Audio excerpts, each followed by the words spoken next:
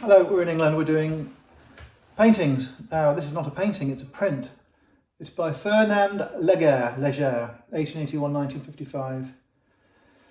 Les Femmes Bouquet, women with flowers. I've noticed on the internet there are some without the flowers here, but they just have them here. So, in essence, it's a figural print. It's a limited edition print. 23 of 250. That is a printed signature. That is the publisher's impression. That is Fernand Leger, Musee. So it's the real thing. The print is in good condition. The print is large. The limited edition numbers are written in pencil. The frame is an unusual frame. It's a simple frame. You can't have a fussy frame with this sort of print. Wouldn't work. Really nice frame. It is red bowl. It is pine. It is gesso. So you have a very simple pine batten. You have white gesso. You have bowl, which is glue and clay. Red clay in this occasion. There are different colours of bowl. This is a red clay. And then you have gold leaf. It's real gold leaf. It's water gilded. I can tell it's real because it's so fine, shiny and bright and thin. And it's been distressed. The distressing, I think, is actually not faux distressing. I think that it's been wiped by a household cleaner and it is distressed in a certain manner. So here, for example, where it's been wiped, it's gone red, 100% red. Where it's been wiped on the corners, it's gone red. So it's got authentic distressing. It's not been faked. I like it very much. You can see the panels of gold where they've overlapped.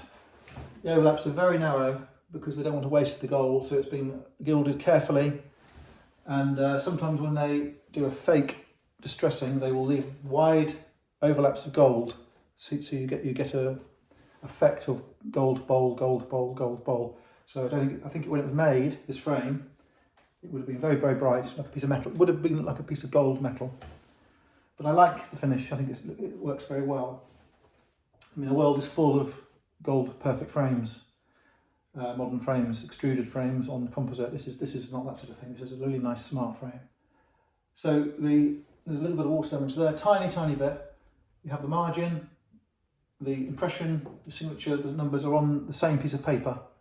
It's not a print which has been cut and then put onto another piece of paper. It's all one piece of paper. They call it wove paper. And it's colourful and striking, very striking.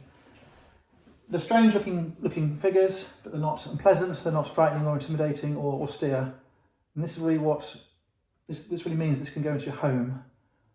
Do you want sad, severe, depressing looking figural characters in your house? You don't really, and it's a bit of a pitfall with some prints of this nature. They can be scary, horrible scenes, menacing.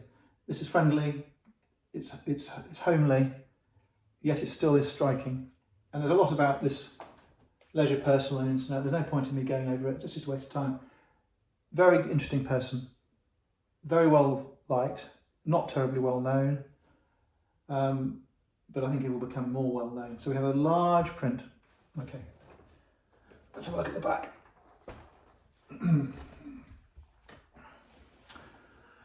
Papered in, piece of plywood, piece of board. This is the water damage I alluded to. It's run down here. There's a tiny spot here. I think it's okay. I would leave it. Unfortunately, the world is full of international artwork which is mass-produced now, and I see limited editions. You know, one of 600, one of 800, one of 3,000, and I start to think, you know, why are they bothering with a number? But I think if you have a limited edition 250, it is reasonable. These are expensive things to print, and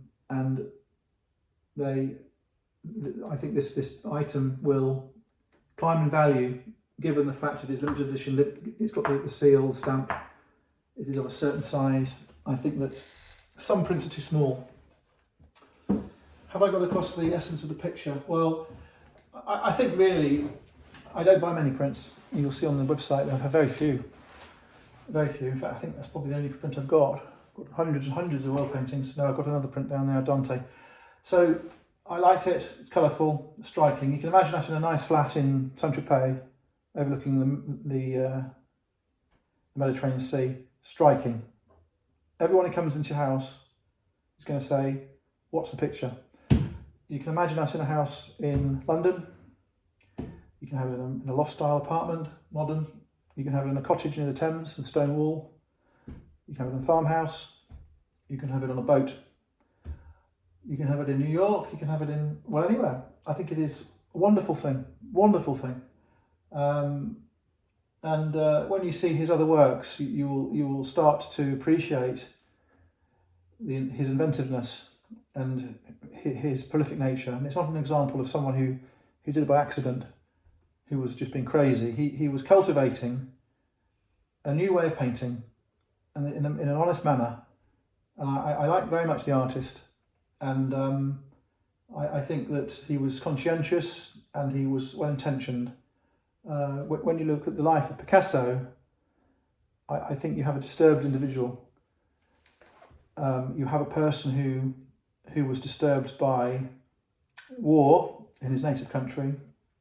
You have a person with a disturbed family life who became unkind to members of his family, who was prolific, and then in the end used his celebrity to sustain a slightly wayward lifestyle, and his product became commercialized in the end to a degree that perhaps devalued his overall output. That's just my view. Was Picasso a nice person? No, I don't think he was. Would I like to own a Picasso? Of course I would love to own a Picasso. Would I like to be a friend of Picasso? Probably not. Okay, so we've had some chat. We've introduced this person to the market. It's in England for sale. It needs to be collected from England. Is it worth what I'm asking? Well, I think it is. A lovely, lovely thing. Thanks for having a look.